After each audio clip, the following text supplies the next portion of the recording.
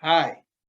Last year on Parshat Vayera, Rick and I dedicated the Haftarah Plethora to our friend Abe Berman on the occasion of his 101st birthday and the 88th anniversary of his bar mitzvah.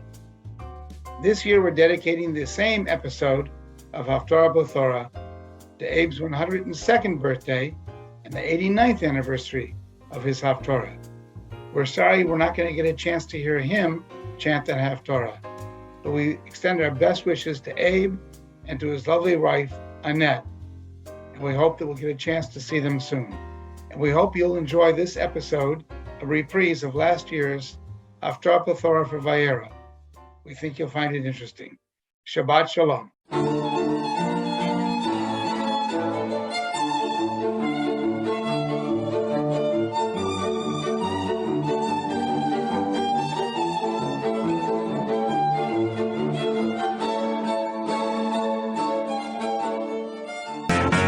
Yirmiyahu was a prophet, was a good chaver of mine. Never understood a single word he said, but we helped him to drink his yain. And we always have some mighty fine yain.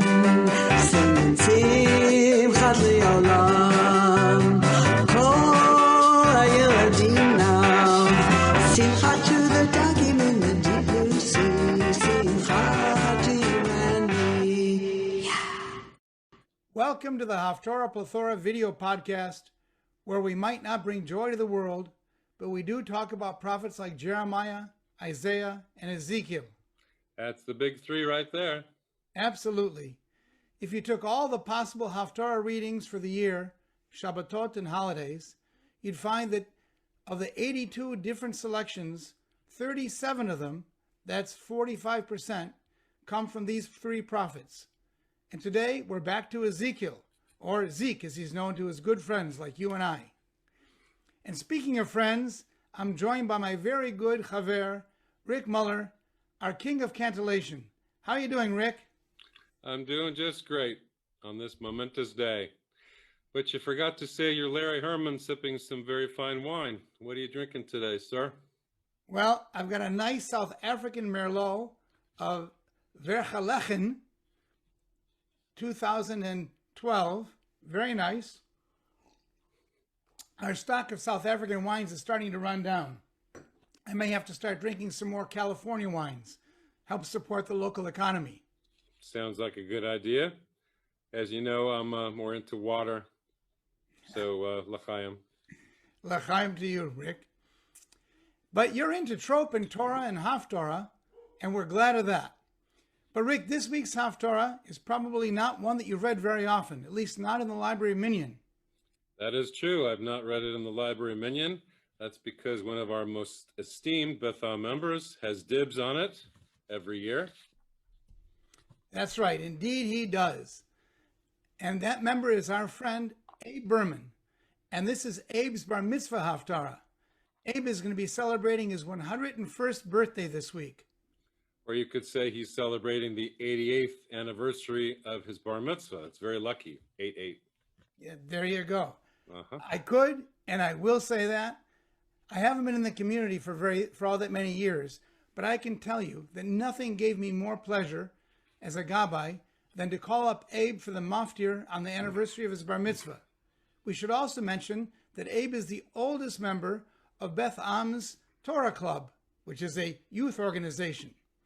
We want to honor Abe and his amazing wife, Annette, today. So He got grandfathered in, right? Yeah, he's grandfather. I like that one. He's definitely grandfathered in. But we want to honor Abe and his wife, Annette. And I'm going to do that right now. I hope this has come through the way I want it to. Looks good. We're dedicating this week's Haftarah Plethora to Abe and Annette. An inspiring man and an inspiring couple. Let's see if we can't make them proud. You know, Rick, I did ask Abe and Annette for a little help this week. This week's Haftarah is linked to the Parsha, and that God has instructed Ezekiel to go to the king of Egypt, to Pharaoh, and to prophesy to him. king of Egypt, in verse 10 of chapter 6 in our Torah reading. Exactly. Although what Ezekiel Billy has, agrees. yeah, my dog Billy agrees with all of that. Yeah. In any case, Ezekiel is instructed to say something quite different from the prophecy of doom for Pharaoh and the Egyptians that Moses gave him. He's foretelling the conquest of Egypt by the more powerful Babylonians under Nebuchadrezzar. In this prophecy, the role of the Israelites is something of a sideshow, at least for the moment. So what was Abe's read on the Haftarah?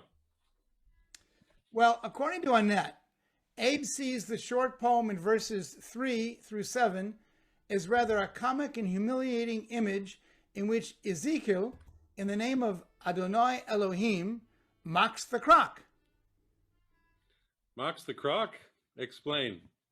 Well, rather than explain, let me put it to you in a rap, if that's okay. Now, Pharaoh, If you must. I'm the great crocodile.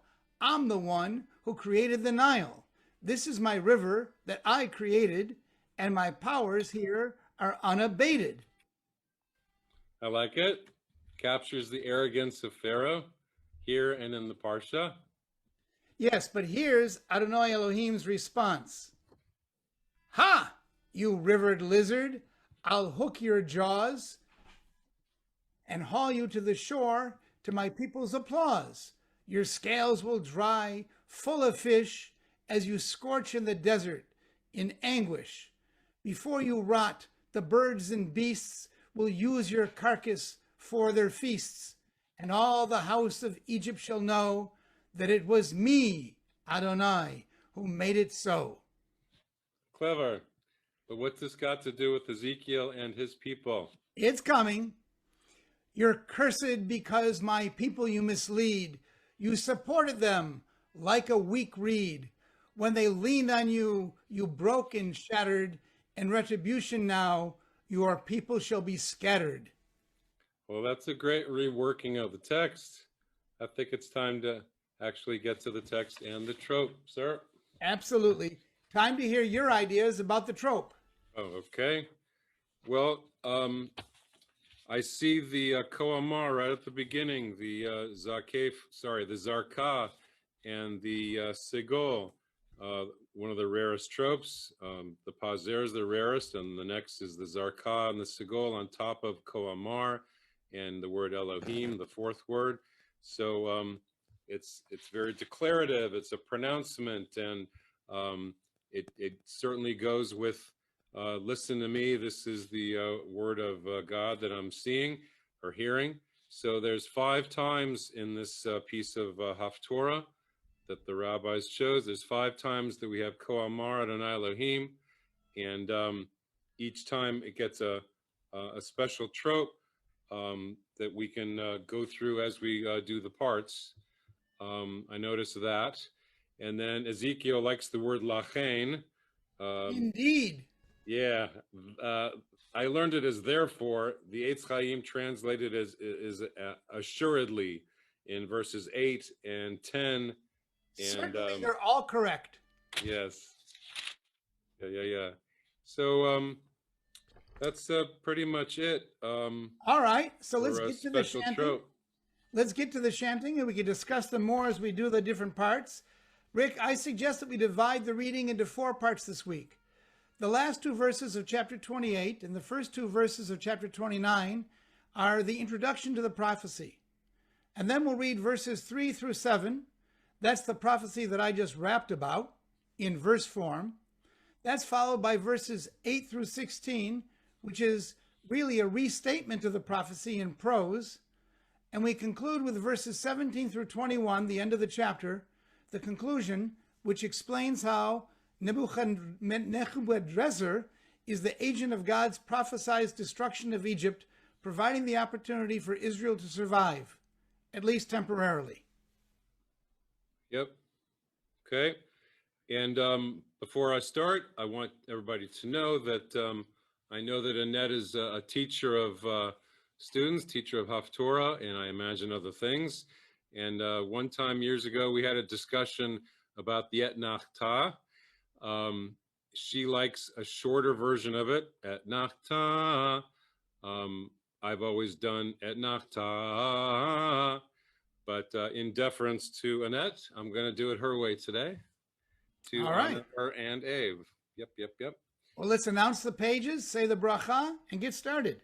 Right. So in Eitz Chaim, the commentary, which is always good to read, is on 369, and then the Haftarah itself is on 370. Baruch atah Adonai Eloheinu melech haolam, asher kichanu b'mitzvotav v'tzivanu la'asok b'divrei Torah. Amen. Ko-amar Adonai Elohim bekabtzi et Beit Yisrael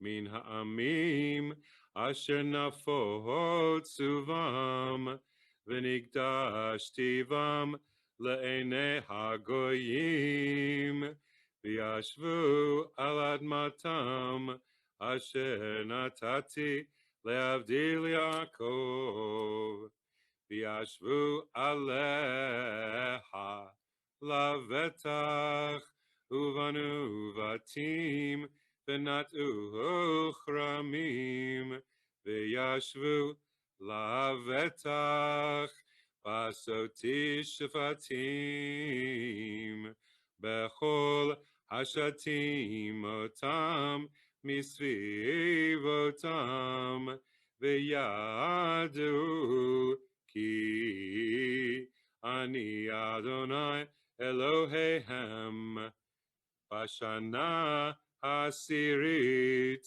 basiri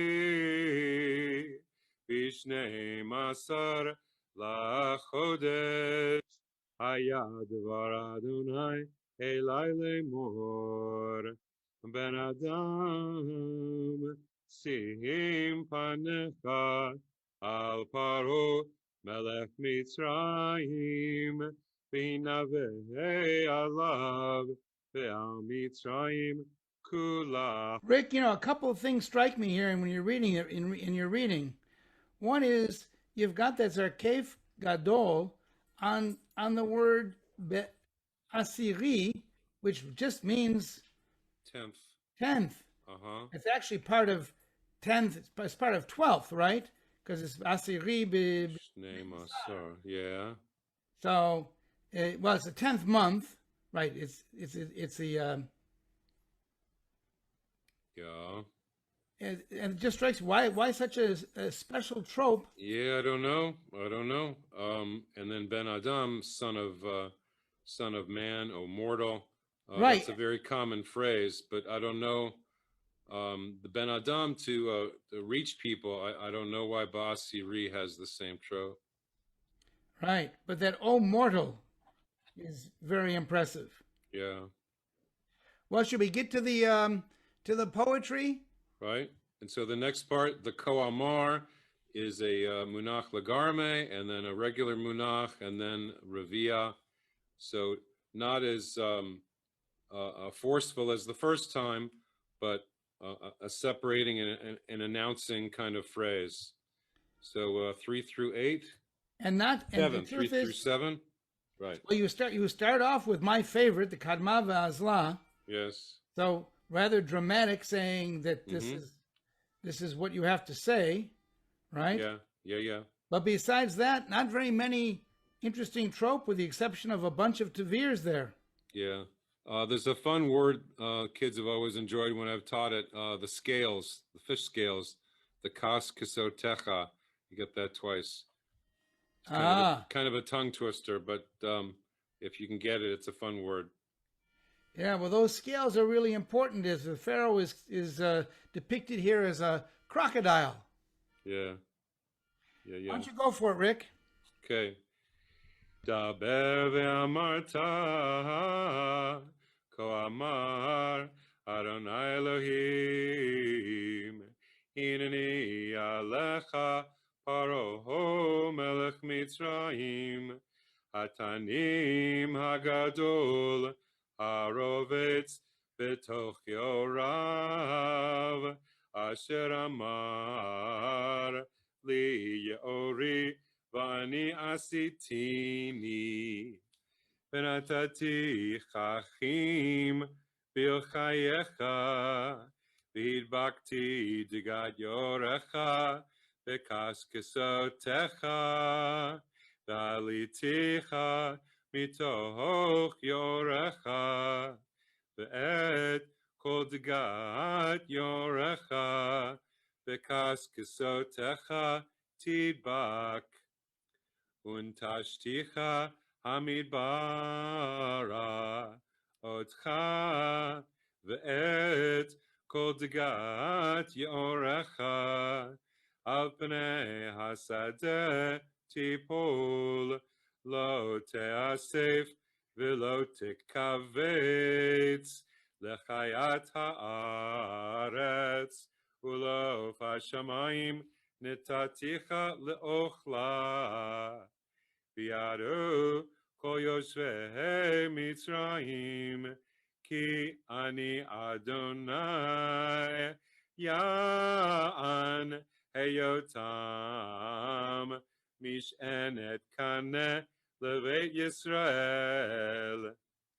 ותפסם בך וכף תרוץ, ובקעת להם כל כתף, ובהישענם עליך תשבר, והעמדת להם כל מותניים. Very good. Very nice. So in the next section here, we're actually just going to repeat a lot of the story that of the prophecy that Ezekiel was told to say to the Egyptians or to the Egyptian Pharaoh in verse. Yeah. And here the Ko-amar is a more common mapach pashta in verse 8. Ko-amar is the mapach pashta. So it's the first one was to really grab their attention, and the second one on a second level, and this is on a third level, engaging the people more. And we start off with one of your lachanes. Ezekiel's lachanes, yeah. Well, Ezekiel's, right, Yeah. lachanes. Yeah. And, you know, we have here, God is referred to as Adonai Elohim, again in verse 8, and I think it's a total of 6 times in this Haftarah, and only twice is he referred to simply as the Tetragrammaton, as Yud-He Vav-He, or as we pronounce it, Adonai. And I'm wondering, do you know, is this something that's peculiar to Ezekiel? I know you in the Torah you find it, but it's not all that common, is it? Yeah, I always used to say to the kids, it's just a common form in the prophets, Adonai Elohim. And you know the second one isn't Adonai because the vowels there are the vowels for E, O, E. The dot under the Vav especially tells you should pronounce it as Elohim instead of Adonai a second time. Well, again, Billy, my dog, approves and she likes it. All right. Well, why don't we get going with the third part, starting here with verse 8. Okay, and have fun with Billy there, if you like.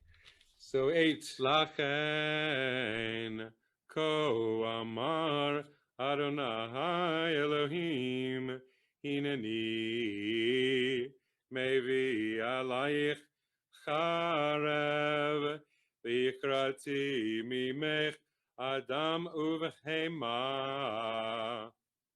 V'haita eretz Mitzrayim, Lishmama v'chorba, V'yaru ki ani Adonai, Ya'an amar, Ye'or li, V'ani asiti, Lachain, Hineni elecha, Ve'el ye'orecha, V'natati et eretz Mitzrayim, L'chorvot chorev shmama, Mimigdos v'nei ועד גבול כוש, לא תעבור בך רגל אדם, ורגל בהמה לא תעבור בך, ולא תשב 40 שנה. Page 372 now. ונתתי את ארץ מצרים שממה, בתוך ארצות נשמות, ועריך בתוך ערים מחורבות תהיינה שממה 40 שנה. והפיצותי את מצרים בגויים, וזריתים בארצות. כי Ko-amar, very common now, Adonai Elohi, Adonai Elohim, miketz 40 shana, akabetz et Mitzrayim, min ha'amim, asher nafotzu shama. V'shavti et shavuot Mitzrayim, v'hashivoti otam eretz patros, al eretz mechuratam, v'hayu sham mamlacha shefala, min ha'mamlachot tiyeh shefala, v'lo titnaseh od al hagoyim, v'him atetim levilti redot bagoyim, v'lo yiyeh od levet Yisrael lemivtach mazkir avon bifnotam acharehem v'yadu ki ani Adonai Elohim. Rick, I'm going to ask you a question. We didn't prepare for this, but you've got all these pays that follow these different paragraphs, like where we ended just now. Do they have any meaning? Patuach, it stands for patuach, means it's open. If it was in a scroll, that would be the end of the paragraph, and the rest of the line is open. There's no more words. But down below, you see a samach after verse 18, stum or satum, which is closed. So there, the hole is closed. You have the word aleha, and you have the space, but then the space is closed by the next lachane. So it's the way the text was written originally, the very first version, and the Masoretes preserved that, the Masoretic rabbis, by those notations. Although after 20, I see a satum, and I don't see the verse closed off. But maybe that's the way they did it in the Eitz Chaim. But it's open and closed. Does it have any particular meaning in terms of either how you chant it or what you think the meaning is? Not the chanting, no. It just makes it easier to see a paragraph break, but it divides the sections. But I don't know any meaning to it right here. All right. Well, before we get to the concluding sections, verses 17 through 21, a couple of observations that I have. We've got another example. We just had an example of the Adonai Elohim at the end of verse 16, and we're going to have another one there in verse 19 and also in verse 20. But at the very end, the very last word that we have of this section of the Haftarah simply says that I am, and I am Adonai, not Adonai Elohim. Yes. So I'm not sure why. I guess you could read into it that it's just the merciful Adonai instead of the judgmental Elohim here. We just talked about that in Rashi class this morning. But then I looked at Ezekiel, I looked in my Tanakh, and he goes back to Adonai Elohim all over the place. So I'm not sure why it's just Adonai here, but maybe somebody who's listening can give us a theory of their own. All right. And then we have in I guess for the first time here in verse 18, where we start again with the Ben Adam, Yes. mortal. Yeah. And we've got Nebuchadrezzar Yes. is mentioned here. And I guess this is a different king than Nebuchadnezzar, is it? I don't know. Look at the bottom on verse 18. It says this form corresponds to the Babylonian name. Maybe he had an R in the Babylonian name. The better known biblical variant is Nebuchadnezzar with an N. Maybe the N is a derogatory way of saying it. You know how we like to make fun of other bad leaders in the Hebrew. So that's just a total guess, but yeah, I've been aware of Retzar and Netzar. I've seen those differences. And we have then following that, it says that he's the Melech Bavel, and then it's followed with a Kadma, and that's with a Talisha Gedolah, and then a Kadma Va'azlan Va'avid et Chelo. He Yes. lost his soldiers. Yeah. Yep. Don't know what much to say about it. In verse. Well, he's defeated. He's defeated in battle. Yes. He was defeated in battle, but not against the Egyptians. He was defeated in battle, if I understand correctly, in what is now Lebanon. Okay. So maybe he's going to take out his frustrations against the Egyptians. Don't know. All right. You have any other thoughts about this section? Nah. All right, then let's chant it. Okay, so 17 to the end, huh? There you go. Vayehi besrim vasheva shana barishon bechad lachodesh hayad bar Adonai elai lemor ben Adam Nebuchadrezzar melech Bavel Evid et Chelo Avodah Gedolah El Tzur Korosh Mukrach Bechol Katef Meruta V'sachar Lo Haya Lo Ulchelo Mitzur Al Havodah Asher Avad Aleha lachane Ko-amar, again, very common trope.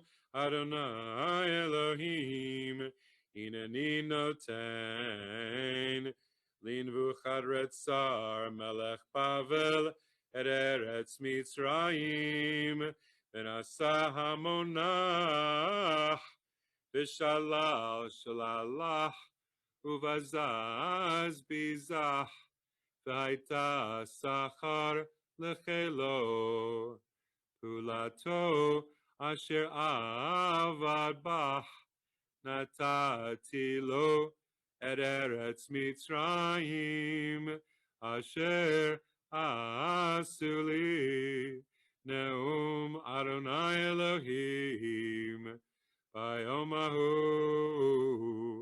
atzmiach keren, levet Yisrael, ulcha,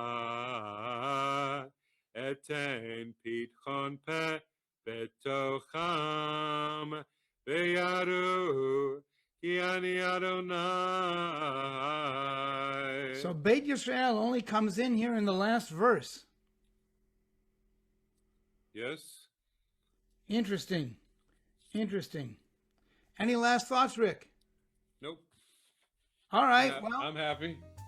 okay. Well, we want to wish Abe a very happy 101st birthday. We miss him. We miss hearing his chanting of the Haftarah. And we hope, God willing, we'll all be back together in Shul a year from Ad Mea V'Esrim is a phrase you say, right? To 120, yes?